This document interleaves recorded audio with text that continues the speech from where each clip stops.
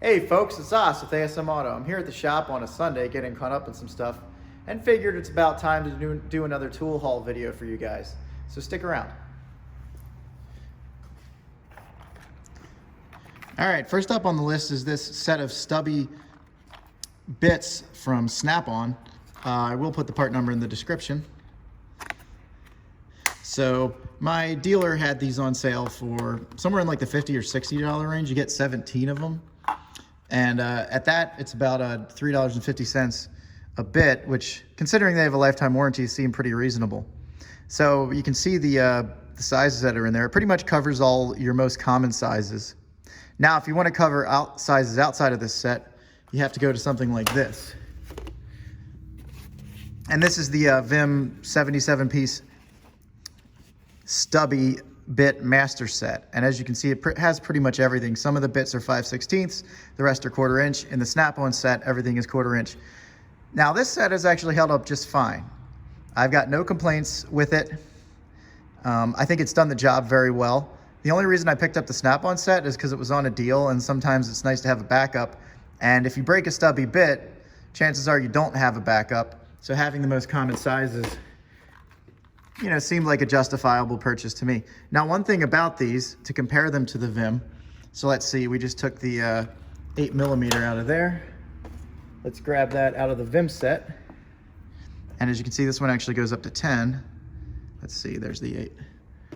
So just to compare, they're all the same length, but just to compare apples to apples, as you can see, the Vim 8mm is actually a 5/16, which makes sense because they're practically equivalent. And then the Snap-on actually is a 1/4 inch. So I'd say, you know, the Snap-on kind of spent a little extra in manufacturing to make sure everything goes down to 1/4 inch. The only other difference between the two of these is, as you can see, the Vim is just slightly stubbier. It's slightly stubbier there. I also will say none of the Snap-ons have grooves on them. So they may not retain as well in a bit ratchet that relies on that, you know, that spring clip versus a magnetic bit ratchet. I don't know, I haven't really played around with this or tested it enough to see how it holds. You know what the heck? Let me grab a bit ratchet, let's find out. Alrighty, so here's one of my favorite bit ratchets in the whole world. There's the part number on it. I featured it in a previous video, I'm pretty sure. It's made by Hazet, the German company. So if you take a standard bit like this, I guess it's probably identical on both sides. I'm not really sure which end you're supposed to. Oh, you know what? I can't even do this. Forgot, because this is 1/4 inch and that's 5/16. So I'd have to grab a 5/16. You know what? Let's do this. All right. So this is 5/16. You know, it pops in there. It locks in really well. Pretty nice. That's not going anywhere. And look how stubby that is. Now let's try the other side with a 1/4 inch. And again, this is the Snap-on, so it doesn't have, you know, the grooves cut into it to allow for better retention. And you know what? Actually, it retains it pretty well. That's not bad at all. Now, getting it out's a lot easier. So, I mean, if you're dealing with a really tricky situation, well, I'm not even sure if a magnetic bit ratchet will save you in that case. But yeah, these, when they have the grooves cut in them, it just gives you a little bit extra retention there.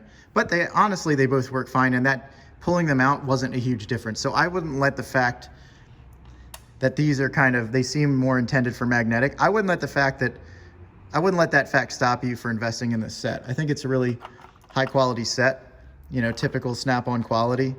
And there are some instances where, like for example, the number 2 bit is the ACR technology, so it has the teeth on it.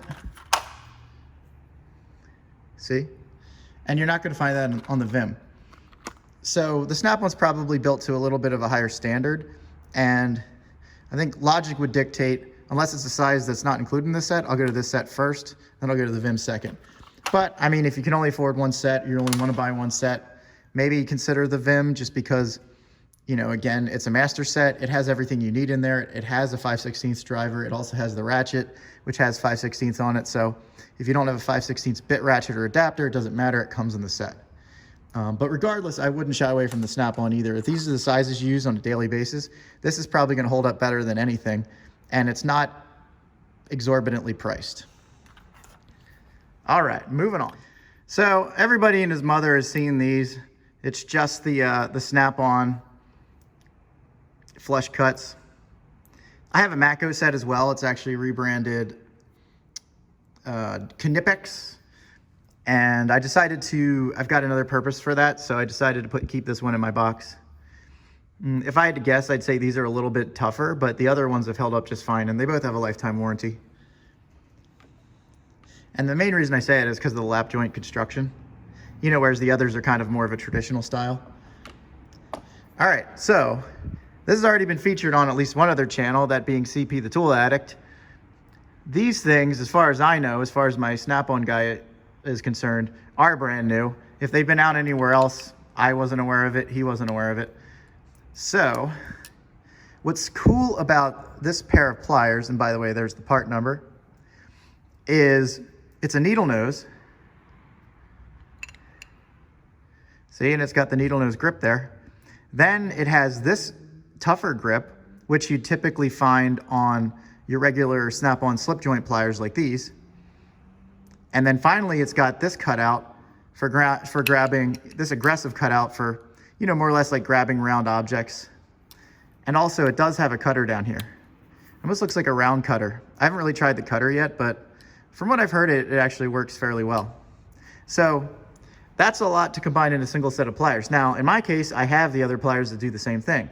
So why did I buy this set of pliers besides the fact that I'm a tool addict? Isn't that justification enough? There's a reason I bought this. It's because of this. Here, hold on a second. Yeah. Okay, it's because of this. Do you see how the jaws align? They're parallel, and then they actually go in. Same with the outer setting. They're parallel there, and they're more aggressive. So these pliers can actually achieve true parallel grip between the two ends. And anyone who's used needle nose pliers knows that that is one disadvantage. While it's not a major one, it is one disadvantage of your traditional pair of needle nose pliers. And I'll show you what I mean. See, the way the hinge is designed, when you go to grip something, automatically you're actually facing outward, you know, which is counterproductive when you're trying to grab something.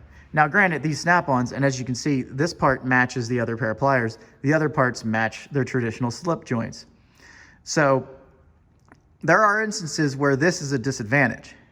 Basically having that permanent V, you know, never quite reaching parallel until you're totally closed on your traditional needle nose. So some other things to consider. As you can see, there isn't really a huge difference in terms of how needle they are. So that's not really an advantage for one or the other. This pair is actually a little bit longer than this pair of needle nose, but it's going to fall between that and your long needle nose, you know, from the longer snap-on versions of these. So it does have a place, and also if you see value in this feature, pick these up because they're not that expensive. And I'd say good job, SnapOn. And I think did we get the part number? I think yeah, there we go. We already did. All right, so next up, I mean, everybody and his mother has already seen this light. I'm not sure what the part number is. I'm not sure anyone cares, but it is a pickup, so I figured I'd feature it. And I finally got one of these magnets. I mean, I thought the magnets were cool, but because of my OCD, I like to get the colored sleeves to match the tool. But in this case, it made sense because it goes really well with the light, and I've pretty much been using it with the other tools as my primary, you know, my primary battery. So I don't regret this magnetic investment either. But yeah, basically it's your typical light. And one thing that's different about this is the newer version of the traditional 14.4 light, is that you actually have two settings. So you've got like you've got your area setting, and then you can also zoom in by going like this and kind of like, you know, zoom in or focus. That's your focus setting. Outside of that, you know, it's 500 lumens. It's not super bright, and I wouldn't say it's like monumental. Oh yeah, you can also, yeah, you have different settings as well. I wouldn't say it's like the most impressive snap-on tool in the world, but it's tough. It runs on their 14.4 battery, so you never have to worry about running out of a light. And sometimes this articulating feature and just the shape of the light is kind of ideal. I'm not a huge fan of like underhood lights or just general area lights. I kind of like to set up like an array of lights, and this just adds to the arsenal, and it was on sale, so picked it up. Okay, next up, there's another one that everybody's seen, because, you know, everybody's got it, for now anyway. I'm not sure. Irwin's been going through a lot of turmoil during manufacturing-wise during COVID. They're going through a transition, so I don't know what's going to happen in the future, but Mac, which is the sister company of Irwin, both owned by Stanley, doesn't seem to have any problem with getting these for the time being. So I already had this set of the left-handed drill bits, and they're great. You know, my set was Mac as well. They're lifetime warranty, which you really can't beat. This set I actually had in Irwin, and it's like impossible to warranty. So what I ended up doing is just trading the bits and the Irwin set in for this Mac set, mainly for the warranty. And again, you know, the price was, my dealer gave me a decent enough price. So, I mean, honestly, I think, yeah, it could have been a little better, but it was good enough. So I traded it in for this set, and that's very, you know, it's a very common set. And again, Mac is great with their warranty. So there's the part number, the left-handed set. Oh, and by the way, you can't find this on the website, but here's a pro tip for anyone who doesn't have a Mac dealer, but, you know, loves Mac tools and sees the flyer or whatever, but can't seem to find something on the website. Just call them up. They'll sell you anything in the flyer. Just make sure you have the part number, you know, just to verify so that they're selecting the right item for you. But yeah, they will literally sell you anything. And a lot of items, they either don't show up on the website or show up as out of stock or something you can't, you know, it'll give you a warning like an X, like you can't order this. You can still order it. You just call them up and they'll sell it to you. So that's that. All right, this is another one that was on sale on the flyer. I already had a pair of these, but I decided to take it home because it just seems, it's nice to have an extra pair and not have to remember to, you know, take them back and forth. So what this is the relay puller for Mac. Basically, it's, you know, it's a rebranded Lyle, more or less. Now the Lyle is a bit different. The Lyle I have has a different handle, and also the Lyle actually comes closer together when you close it. But, you know, thus far, I'm not really sure that's a design advantage. I haven't run into, you know, a relay that I was trying to pull that this spread isn't enough for. So anyway, it's currently on sale. It's warranted through Mac. By the way, Lyle, actually, I've warranted some stuff directly with Lyle over the phone, and they're outstanding. Like, they really do stand behind their products. You'll get it in a few days. So I wouldn't shy away from buying directly from, you know, buying Lyle directly. But, whatever. I can warranty this with my Mac dealer if I ever break one, which probably never will. There's the part number. It's currently on sale for $30. I think you can get the Lyle one off of Amazon for, I don't know, $15 maybe. All right. So this is one thing I thought was pretty cool. I hadn't heard of these before, but, you know, obviously there's a Matco version that everyone's heard of. And as far as I can tell, the Matco looks very similar to the Tekton version that you can get at, you know, your local parts store, like Advanced Auto or something like that. So anyway, this is the Napa Carlyle version. And what's nice about this, at least it claims it has a lifetime warranty. So I don't know, we'll see how easy it is to warranty something with Napa. But there's the part number. And what these are they're called the last chance extractor set, but basically it's your extractor ring set. And let's see. Hold on a second. There we go. So there you have it. There's your extractor rings. And to be honest, I haven't used this set yet, and I don't own the Matco set, so I don't really have a point of comparison. Now, I know my Matco dealer actually warranties the Matco set, but technically they're not warrantable. You know, they're considered consumables. However, this Carlyle set, which again, I don't see any of the tool trucks rebranding this, but this Carlyle set actually does carry a lifetime warranty. And it's it's a competing design to the, you know, to the Matco version. But these extractor rings are very cool. I mean, the advantage of them is you put a wrench on there and basically you have a really low profile extractor. And they do tend to work pretty well. You just tap them on there and go. That was the other thing, is these seem to be, I've played around with the Matco set and these just seem to be a little bit, they have a higher quality feel to them. I'm not really sure, you know, from a metallurgical standpoint what the difference is, but if I had to guess, I would bet these are going to hold up a little bit better and be a little tougher. Now, how aggressively they bite, I'm not sure. That would be an interesting point of comparison maybe for another video. If I can convince one of my coworkers to buy the Matco ones or my Matco dealer to lend me them. All right, next up, this is not a new purchase. I've had these for a little while. This is the Vim brake bleeder set in metric. You can see the sizes there. You can see the part number. I'm holding this up simply because Matco had a sale on the SAE brake bleeder wrenches. And I mainly bought this for personal use because I use the 1/4 inch and 5/16, or no, sorry, 3/8 and 5/16, and occasionally 1/4 inch on, on Jeep bleeders. So mostly personal, sometimes not, but they tend to be very common on the Jeeps that I've, owned or used. So I kind of bought this for personal use, but it's good to have it as a backup at the shop as well. And obviously 5/16 is the same as 8mm. I have that in the other set. But as you can see, this is pretty much identical to the Vim set.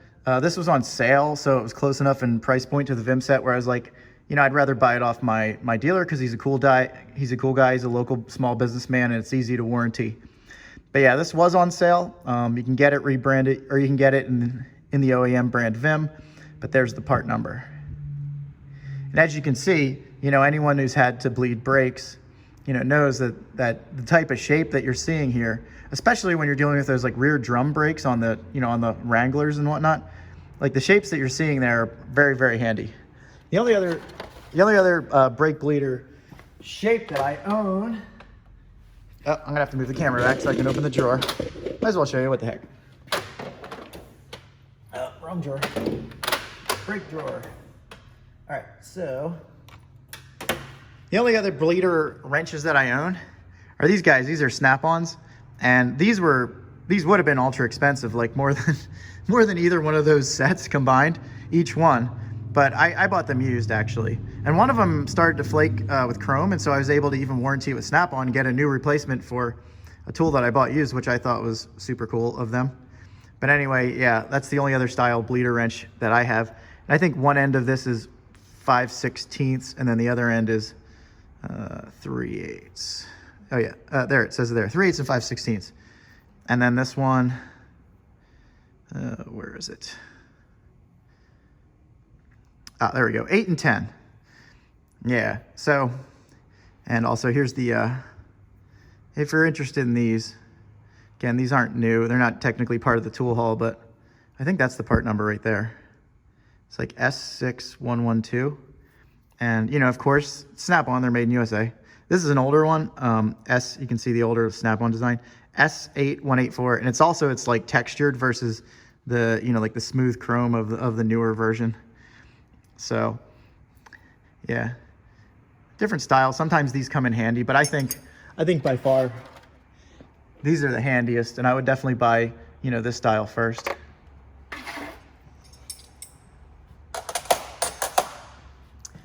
Okay, so occasionally, not very often, but you saw in my other video, I bought that freaking sweet